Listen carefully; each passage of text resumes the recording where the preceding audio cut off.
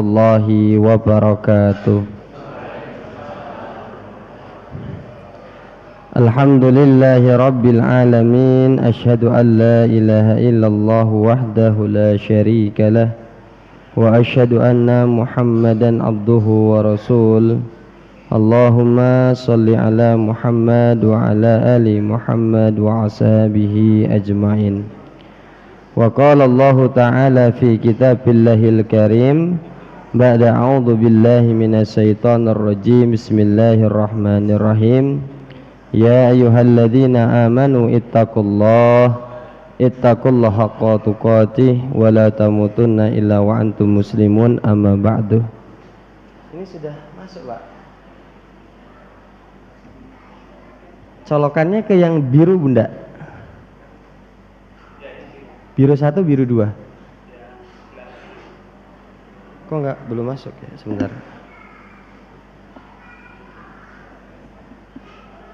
Oh nggih, sampun.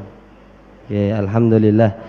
Nah, Ibu Bapak, mari kita awali dulu kajian malam hari ini dengan membaca basmalah. Bismillahirrahmanirrahim. Materi kita sudah 3 kali pertemuan nggih. Yang pertama, masa tua menurut Al-Quran. Yang nomor 2, keluarga yang diberkahi oleh Allah. Yang nomor 3, agar ibadah bisa istiqomah. Di kesempatan malam hari ini, Ibu dan Bapak yang hadir, materi yang akan kita bahas tentang nasib manusia hidup di alam dunia ini. Nggih, dimundurkan mawon biar tambah besar. Nggih.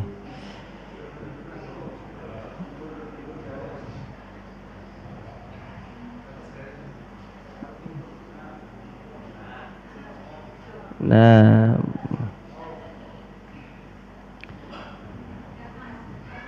sudah kelihatan, Bu? Naik lagi, kurang atas. Sampun nggih? Kok dereng sih?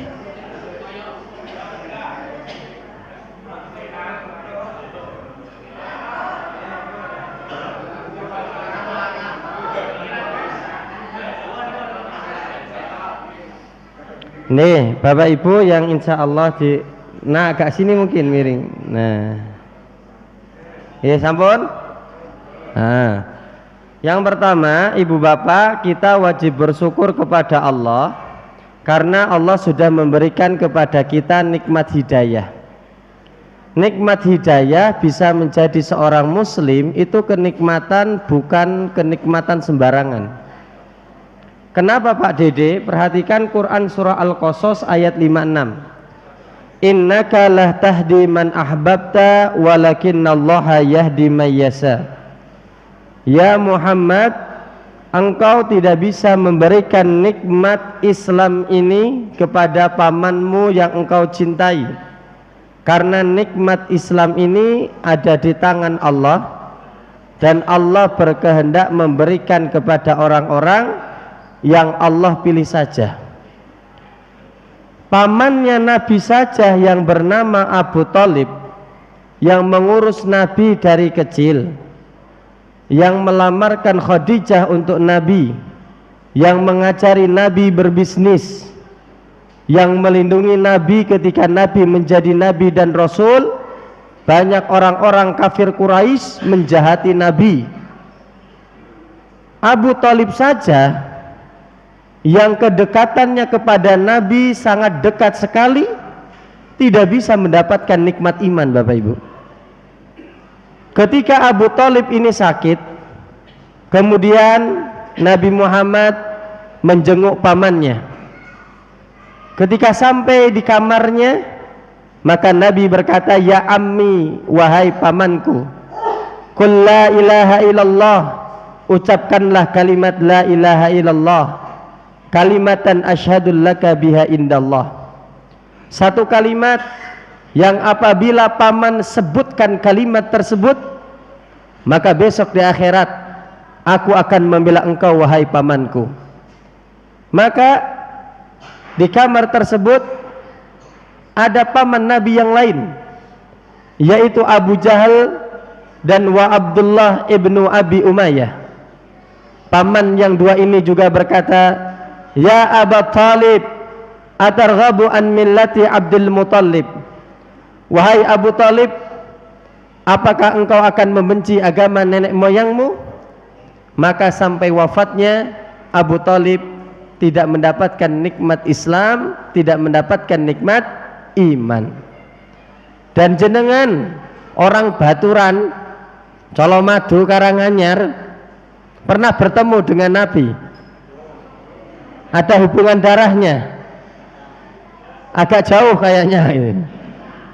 Tapi alhamdulillah jenengan sekarang jadi orang muslim, itu kenikmatan yang tak ternilai harganya. Bisa diterima nggih? Yang kedua, Bapak Ibu yang hadir, wajib mencintai Nabi Muhammad, dan kadar cintanya harus melebihi cinta kepada manusia yang kita kenal. Kalau orang belum mencintai Nabi Muhammad, maka imannya belum sempurna. Dalam hadis riwayat Bukhari, la yu'minu ahadukum, tidak dikatakan seseorang ini telah beriman hatta akuna ahabba ilaihi, sampai dia mencintai Nabi Muhammad min waladihi, cintanya kepada Nabi lebih besar daripada cintanya kepada orang tuanya. Wa walidihi, cintanya kepada Nabi lebih besar daripada cinta-cintanya kepada anak-anaknya. Wan nasi ajmain, dan kepada manusia yang pernah dia kenal. Ini penting. Dulu ada budaknya Nabi Muhammad, tapi sudah dibebaskan. Namanya Thauban bin Mujdad. Beliau ini suatu hari kelihatan susah. Tiba-tiba Nabi Muhammad lewat. Ya Thauban bin Mujdad, kenapa engkau susah? Maka Thauban ini kemudian berkata, ya Rasulullah, aku sangat mencintai engkau. Aku kemudian mikir, sekarang di dunia aku bisa melihat dan bertemu dengan engkau wahai Rasulullah, tapi misalnya besok kalau mati di akhirat, kayaknya saya tidak akan pernah melihat engkau lagi. Loh kok bisa gitu? Lanjenengan kan Nabi, pasti berada di dalam surga yang paling tinggi, surga lah aku iki sapa ya Rasulullah? Gara-gara kejadian ini, kemudian Allah Subhanahu wa taala menurunkan Quran surat An-Nisa ayat 69. Wa may yuti'illah wa rasul, barang siapa ketika hidup di alam dunia ini dia mentaati Allah dan Rasulnya, faulaika ma'al ladina an'amallahu alaihim, maka kalau orang ini besok meninggal dan berada di akhirat, akan bersama dengan orang-orang yang mendapatkan nikmat dari Allah. Siapa orang-orang yang mendapatkan nikmat dari Allah besok di akhirat? Minan nabiyyin, yaitu para nabi, wasiddiqin, orang-orang yang benar, wasuhada, para suhada, wasalihin, orang-orang yang solih, wahasuna ulaika rafiqa, dan merekalah sebaik-baiknya sahabat. Allah ingin mengatakan kepada Thauban bin Mujdad, hei Thauban, kamu jangan sedih. Kalau kamu ketika masih hidup di dunia mentaati Allah dan Rasulnya, maka besok di akhirat kamu akan bersama Rasulullah Sallallahu Alaihi Wasallam. Bisa diterima nggih? Nah, karena waktu tinggal 30 menit lagi, kita masuk ke materi inti. Ibu dan bapak yang hadir, suka tidak suka, senang tidak senang, orang hidup di alam dunia ini akan dikelompokkan menjadi 4 nasib. Nasib ada 4 kelompoknya. Ini hadisnya, hadis riwayat At-Tirmidzi, innama dunya li arba'ati nafarin, dunia itu oleh Allah sudah dijadikan 4 nasib, 4 kelompok. Nasib yang pertama, ada orang yang hidup di dunia bahagia, kaya raya, dan ketika dia diwafatkan, di akhirat pun dia dimasukkan ke dalam surga. Hidup kaya raya, mati masuk, kayaknya Bapak Ibu yang hadir ini. bahasa hadisnya, wa abdin, ada seorang hamba, razaqahallahu malan, dia diberikan harta yang berlimpah, wa ilman, juga diberikan ilmu yang banyak, Pak. Nah, jadi syarat yang pertama, dia hartanya banyak, ilmunya juga banyak. Ini nasib yang pertama.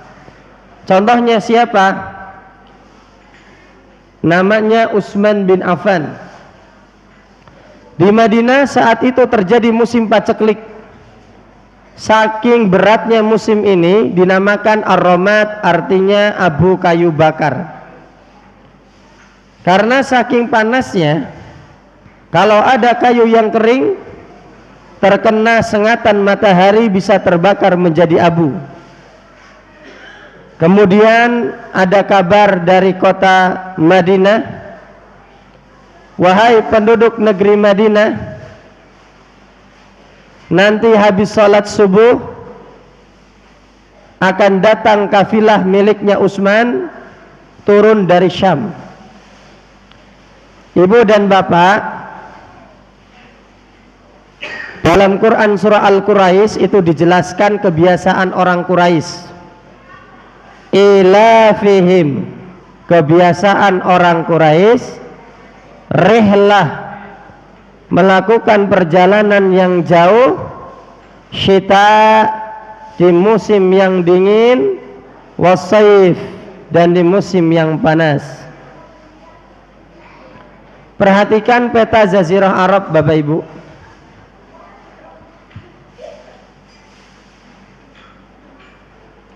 Ini itu peta Jazirah Arab. Kota yang ada di dekat pantai ini dinamakan kota Hijaz. Ada 3 kota besar, Mekah, Madinah, dan Taif. Kalau musim panas, orang-orang Mekah, Madinah naik onta rombongan ke utara, naik ke atas, jualan di atas. Kalau sudah laku semua, maka orang-orang dari Mekah, Madinah turun dari utara ke Mekah lagi ke Madinah. Itu kalau musim apa ke atas? Musim panas. Kalau musim dingin, orang-orang Mekah, Madinah itu jualan ke bawah, ke selatan, daerah Yaman namanya. Kalau sudah laku di sini semua, pulangan dari sini kembali lagi ke Mekah, Madinah. Sampai sini paham dah ini? Tadi musim apa, Bapak Ibu? Musim panas. Jadi turun dari kota utara ke kota Mekah. Maka rombongan unta miliknya Utsman itu dari utara turun ke Madinah, jumlahnya 1000 ekor unta, Pak. Setiap satu unta di atasnya sudah ada sembakoknya. Satu unta lewat, di atasnya minyak samin. Satu unta lewat, di atasnya gandum. Dan unta-unta ini berhenti semua di depan rumahnya Utsman. Orang-orang Arab pada nawar dagangan Utsman. Ya Utsman, saya beli dagangan ente 2 kali lipat. Kata Utsman, ada yang lebih mahal. Saya ya Utsman, saya beli dagangan ente 3 kali lipat. Ada yang lebih mahal lagi enggak? Enggak ada yang berani. Kata Utsman, barang dagangan saya sudah ada yang memboking 10 kali lipat. Man ja'a bil hasanati falahu asru amsalihha. Barang siapa yang melakukan satu kebaikan, maka Allah minimal balas 10 kali lipat.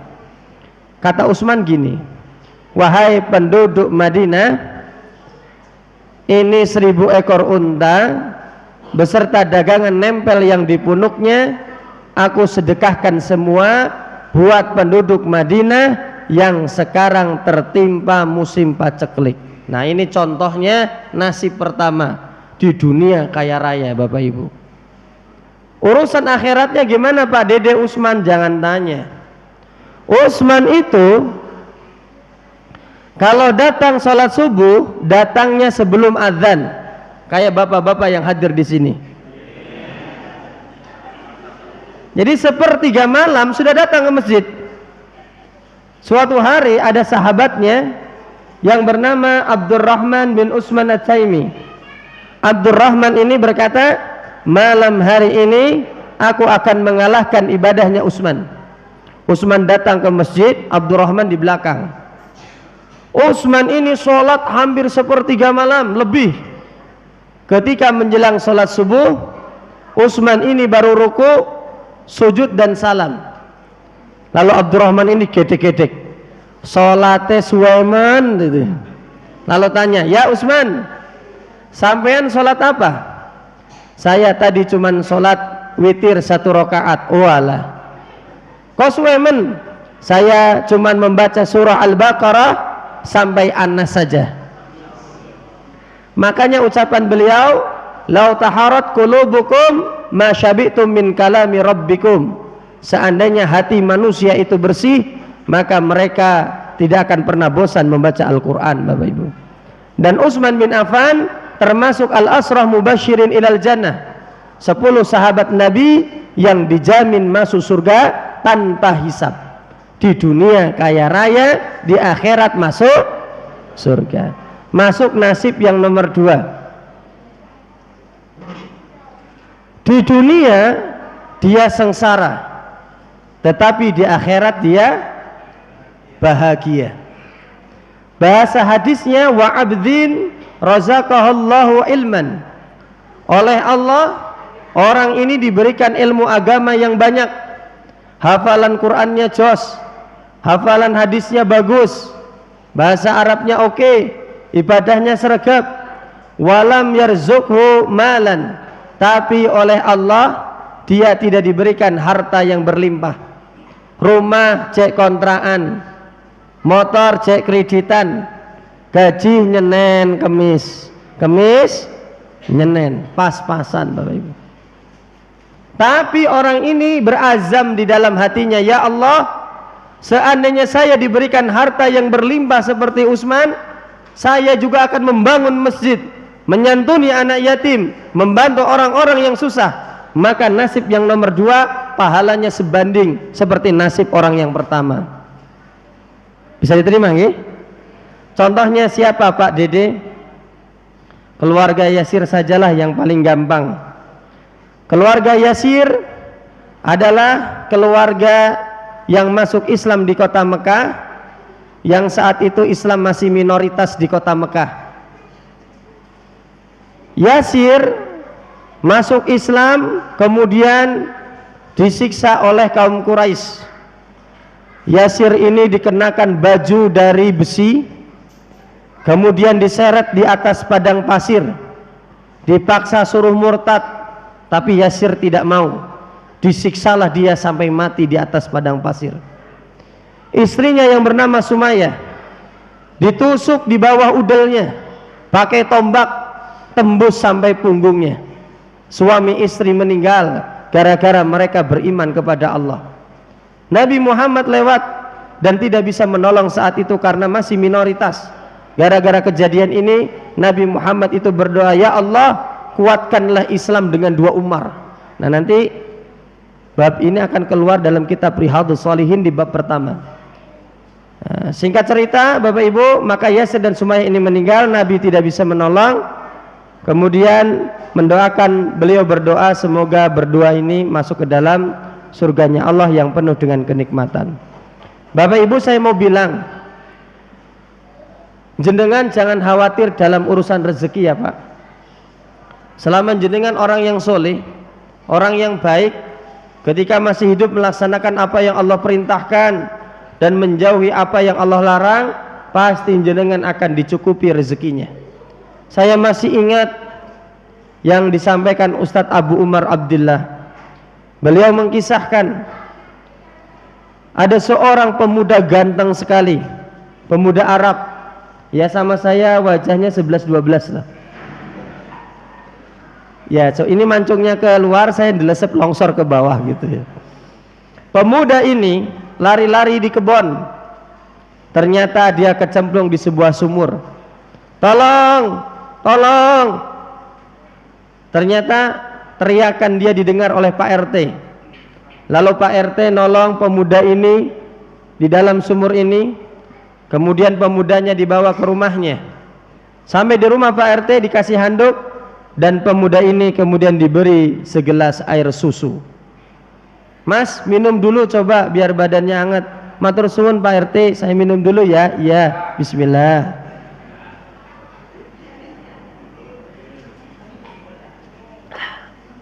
Seger sekali, alhamdulillah itu ya. Ditanggap sama Pak RT. Mas, kok malam-malam lari? Sama pemuda ini dipraktekin lagi Bapak Ibu. Lari-lari lagi, kecemplung lagi Bapak Ibu, kecemplung lagi. Cuman kecemplung yang kedua, kepalanya tidak mengenai air di dalam sumur, kepalanya terkena batu yang ada di dalam sumur, kemudian meninggal. Khusus buat ibu-ibu ada pertanyaan, hadiahnya umrah Bu, ora bain-bain aku, tapi umrahnya di Donohudan ya Bu, sa'i sendiri, tawaf sendiri, sak kesele ya Bu. Kenapa kecemplung yang pertama masih hidup, sedangkan kecemplung yang kedua pemuda ini wafat Bu? Apa jawabannya Ibu? Bejo? Hah? Ibu-ibu loh Pak. Hah? Udah takdir. Jawabannya kenapa kecemplung yang pertama masih hidup, pemuda ini masih memiliki jatah 1 gelas air susu Ibu. Orang itu tidak akan pernah meninggal kecuali karena jatah rezekinya sudah habis Bapak Ibu. Mana dalilnya? Ini hadis riwayat Ibnu Majah, fa inna nafsa lan tamut hatta tastafiya rizqaha. Orang itu tidak akan pernah meninggal kecuali karena jatah rezekinya sudah habis Bapak Ibu. Saya ketika ngisi di daerah Mojosongo Boyolali, ada jamaah ibu-ibu nanya, Pak Dede, saya punya tetangga sudah sepuh banget, kok ndak meninggal-meninggal ya Pak Dede? Apa duwe cekelan, apa duwe jimat barang? Maka dengan entengnya saya menjawab, karena jatah rezekinya belum habis maka nggak akan meninggal. Bisa diterima nggih? Perhatikan dalilnya, Quran surah Al-Hud ayat 6. Wa ma min dabatin fil ard illa 'alallahi rizquha. Tidaklah makhluk yang berjalan di atas tanah bumi ini kecuali makhluk ini sudah punya jatah rezekinya Pak, punya jatah rezekinya. Bisa diterima nggih? Jadi ibu-ibu yang hadir jangan khawatir masalah urusan rezeki. Sing penting jenengan obah ora burung, sing penting terbang dulu esok keluar dari sarangnya, pasti pulang sorenya wetenge. Nah, betul apa betul? Masa jenengan kalah kambe manuk ya Pak. Sing penting metu saka omah. Nah ibu bapak yang insyaallah dirahmati oleh Allah, sekarang nasib nomor berapa? Nomor 3. Nasib yang nomor 3, ada orang yang di dunia bahagia, dia kaya raya, sugih tenanan, tapi orang ini pas meninggal masuk ke dalam neraka. Na'udzubillahi min. Bahasa hadisnya, wa abdin, ada seorang hamba, razaqahallahu malan, oleh Allah orang ini diberikan harta yang berlimpah, rumahnya di mana-mana, mobilnya jenis apapun dia punya, mobil mah kecil, jet pribadi Pak, kapal pesiar ya. Walam yarzuqhu ilman, tapi oleh Allah orang ini tidak diberikan ilmu agama. Pak D, pengajian yuk, gah. Dia ini kalau lihat orang berjenggot, kalau lihat orang pakai peci, kalau lihat orang pakai baju koko, alergi. So agamis gitu, gak seneng dia itu. Ikut baca Quran ndak iso gitu. Ikut pengajian, duduk 5 menit di majelis pengajian wis gatel-gatel bokonge. Pengen dangdang mulai. Nah, Ibu dan Bapak, ada sebuah pertanyaan. Pak Dede, kalau orang jarang ke masjid, jarang beribadah, jauh dari Allah Al-Quran, hidupnya kan akan susah katanya. Dalilnya dalam Quran surah At-Toha ayat 124. Wa man arada an dzikri fa innallahu mahisyatan donkau wa nahsuruhu yaumal qiyamati a'ma. Barang siapa yang berpaling dari peringatanku Allah, maka Allah akan memberikan kepada dia kehidupan yang sempit. Kenapa Pak Dede? Tetangga saya itu kerjaannya molimo, yo metok barang, yo mendem barang, yo korupsi barang, main dadu barang, wis komplit. Kok malahan tambah sugih Pak Dede? Katanya kalau jauh dari Allah hidupnya susah, rezekinya sempit. Kok dia malah tambah kaya? Gampang, itu dinamakan istijrot. Kita tahu hadis ini Ibu dan Bapak. Saya bacakan. Idza ra'aitallah yu'ti 'abdan minad dunya ma yuhibbu. Apabila Ibu dan Bapak melihat ada seorang hamba, apa yang dia inginkan senantiasa terwujud, wa huwa muqimu ala ma'asi, posisinya dia senantiasa berbuat maksiat. Kata Allah lewat Rasulnya, fa'lam, maka ketahuilah, annama dzalika minhu istijraj, itulah yang dinamakan dengan istijraj. Kemudian Nabi Muhammad membaca Quran surah Al-An'am ayat 44.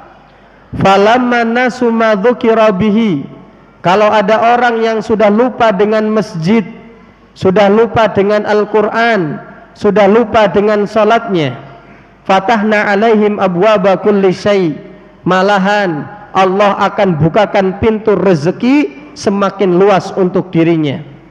Hatta farihu bima utu, sampai dia merasakan puncak kebahagiaan. Jadi apa-apa dikasih. Tambah rumah, nyoh. Tambah mobil, nyoh. Tambah usaha, nyoh. Tambah anak, nyoh. Tambah istri, aku ada ibu-ibu di belakang Bapak, jangan keras-keras ya. Nyah. Sampai hatinya, ya Allah, kayaknya satu desa Baturan ini tidak ada yang lebih kaya kecuali saya di sini, gitu. Ketika dia sudah merasakan puncak kebahagiaan, akhadnahum baghdatan, Allah timpakan musibah secara mendadak, stroke langsung. Atau lagi naik mobil disambar oleh kereta api. Para ulama menjelaskan ayat ini, orang yang kayak gini ketika masih hidup di alam dunia ini, setiap satu kali berbuat dosa atau maksiat, malahan rezekinya semakin ngalir, Bu. Sekali selingkuh mobilnya tambah siji, ampuh tenanan ya Pak. Sekali main cap jiki ya, usahanya saya lancar Pak. Pokoknya sekali berbuat dosa, urusan rezekinya itu saya deres Pak, makin lancar Pak.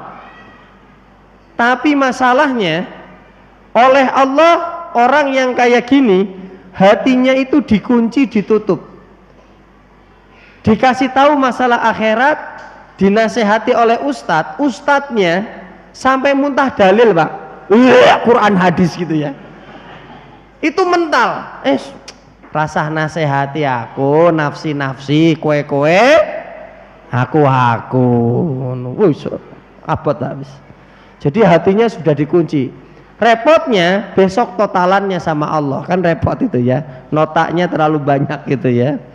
Naudzubillahi min. Sekarang nasib nomor berapa Pak?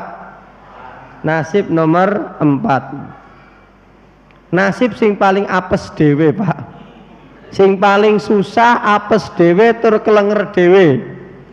Sudah di dunia, di akhirat, oh bayang ini sing apes dewe Pak.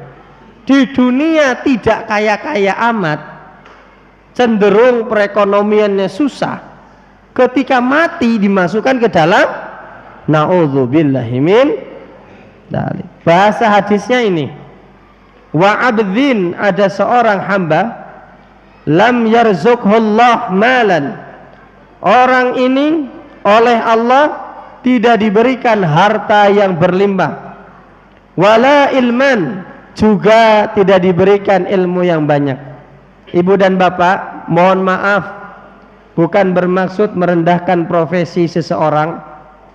Dulu ketika saya masih ngisi Jumatan di daerah Pasar Mangu dekat bandara, kalau berangkat dari rumah suka berhenti di perempatan Colomadu. Zaman dulu masih banyak tukang becak nggih. Sekarang sudah tidak ada, kayak jarang sekali. Itu waktunya sholat Jumat masih tidur di becaknya. Nyun ngapunten loh Pak, waktu hidup-hidupnya ya gitu-gitu saja, tapi Jumatan malahan ditinggalkan, kan susah. Bisa diterima nggih? Tapi orang yang kayak gini, dia itu kalau lihat orang yang kaya tetapi jarang sholat, ya Allah, kalau saya kaya aku ya pengen main capjikiyah, main dugem, ngono Pak. Ini nomor 4 ini bisa celakanya kayak nomor 3 Pak. Hadisnya ada nggak Pak Dede? Ada. Ini hadis riwayat Muslim. Salasatun, ada 3 kelompok, la yukallimuhumullahu yaumal qiyamah. 3 kelompok ini tidak akan diajak berbicara oleh Allah besok di akhirat. Wala yuzakkihim, dosanya tidak akan dibersihkan. Wala yanduru ilaihim, Allah tidak akan melihat kepada mereka. Walahum, dan mereka azabun alim, akan mendapatkan siksaan yang sangat pedih. Siapa 3 golongan ini? Yang pertama, syekhun zanin, lelaki tua yang masih doyan berzina Pak. Ayo Pak, ada yang komen cek kuat toh Pak Dede? Bukan masalah kuat, sudah tua, usia 50, 60, cek seneng jajan Bapak Ibu. Na'udzubillahi min, harusnya nek orang makin tua itu yo wayahe mandek, boten pareng nakal. Na'udzubillahi min dzalik. Yang nomor 2, wa malikun kadzabun, pemimpin yang suka membohongi bawahannya. Nah ini sama juga, dia akan mendapatkan siksaan yang pedih dan siksaan yang berat. Yang terakhir, yang ada hubungannya dengan nasib yang nomor 4, apa Pak Dede? Wa'ailun mustakbirun, orang miskin yang sombong Bapak Ibu. Apa tadi? Orang miskin yang, nah, udah miskin sombong. Disombongnya apa nih Bapak Ibu? Masih ingat tuh ceritanya Ustadz Yusuf Mansur?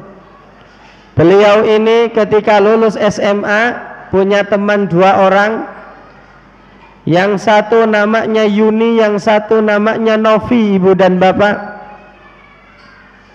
Yuni ini orangnya yang kaya raya, tapi kekurangannya cuma 1, belum diberikan keturunan oleh Allah. Sedangkan Novi orangnya pas-pasan, tapi kelebihannya diberikan kemudahan punya anak. Novi cuman diplototin sama suamine langsung meteng misalnya, saking ampuh. Suatu hari Yuni sama Novi ketemu di pasar. Bayangkan mama ketemu di pasar gayeng dewe, lalu nanya, Nov, kok kamu bisa di pasar? Rumahku dekat sini kok Yan, Yan ini kan yang kaya. Ditanya, Yan, kamu juga kenapa bisa di pasar sini? Saya habis beli perumahan daerah sini. Oh alah, Yang kaya ini si Yani bilang sama Novi yang miskin, yang pas-pasan, Nov, habis dari pasar saya tak mampir ke rumah sampean ya. Wah, si Novi ini ya Allah, jeleknya apa, gengsine dhuwur. Nek ngerti omahku cilik berantakan gengsine ya. Lalu Novi ini punya akal bulus. Kayaknya dekat rumahku agak jauh dikit ada perumahan baru nomor 1 blok 1, gerbangnya masih dikunci. Maka kata si Novi yang gajinya pas-pasan, Yan, let's go. Sampailah ke perumahan tadi ibu dan bapak. Sampai di depan perumahan tadi memang benar blok 1 nomor 1 rumahnya masih dikunci. Lalu si Novi ini yang gengsinya tinggi megang HP-nya. Halo Simbo, halo nih. Ternyata ceritanya ngebel pembantunya. Lalu bilang kepada si Yuni yang kaya, Yun, mampir ke rumah saya kapan-kapan saja ya. Loh kenapa? Saya barusan ngebel pembantu saya buat bawa kuncinya, ternyata nggak bisa dibel-bel. Wah, sombongnya. Si Yuni yang kaya ini lalu memasukkan tangannya ke kantongnya dan mengeluarkan kunci rumah tersebut, Bapak Ibu. Ternyata rumah tersebut adalah rumahnya Yuni yang kaya raya tadi yang habis dibeli. Abang ireng isine ya wah. Kata Yuni yang kaya, Nov, kamu dari lulus SMA nggak berubah-berubah ya. Gengsimu terlalu tinggi, sawang sinawang ya Nov. Kamu lihat saya kaya raya, rumah di mana-mana, mobil tinggal milih naik yang mana, piknik ke luar negeri, ke dalam negeri gampang, tapi aku belum diberikan keturunan. Nov, ini rasanya garing Nov.